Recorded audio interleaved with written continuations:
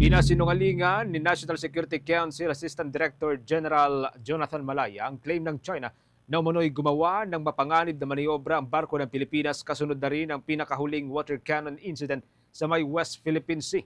Git ni Malaya, rumeresponde lamang ang mga barko ng Philippine Coast Guard at the Bureau of Fisheries and Aquatic Resources sa mga ulat na hinahara sa mga mangingisdang Pilipino sa naturang lugar. Ang dalawang barko ay ang BRP Teresa Magbanwa mula po sa Philippine Coast Guard at BRP Magbuaya mula sa Bureau of Fisheries.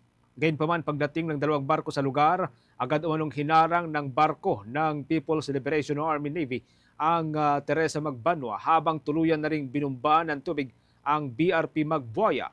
Maliban sa pambobomba ng tubig, hinagip din umano ng Chinese vessel ang Magbuaya daan upang masiraan ito ng ilang bahagi. Narito ang pagkukwento ni Director General o Assistant Director General Jonathan Malaya.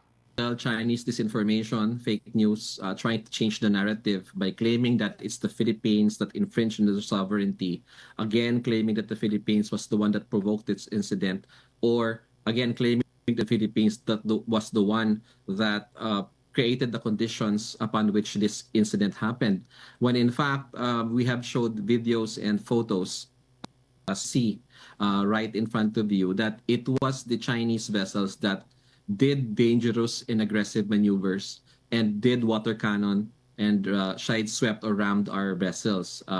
Let me just emphasize that China has no legal right to bahod the Masinloc. BDM is Philippine territory. As such, it has a 10 nautical miles territorial sea. This is clearly stated in the Philippine Maritime Zones law, the 2016 arbitral ruling, as well as UNCLOS. So again, we should not, the Filipino people should not believe in what the PRC is saying, because time and time again, they have shown that many of what they're saying are not entirely true.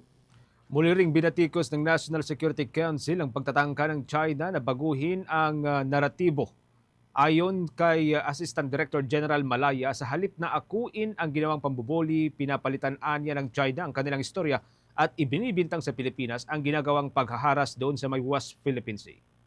Of our fishermen in that area. So immediately we deployed the BFAR and the Coast Guard vessels there.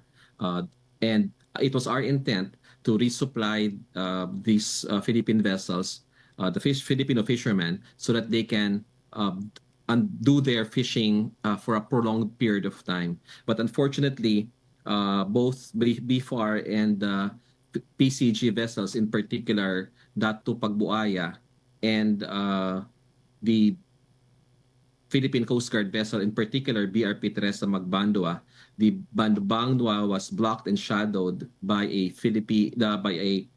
plan or People's Liberation Army Navy ship, while the Datu Pagbuaya was twice water cannoned and swept by CCG 3302. Bahagi pa rin po ng mga paliwanag ni Assistant Director General Jonathan Malaya ng National Security Council.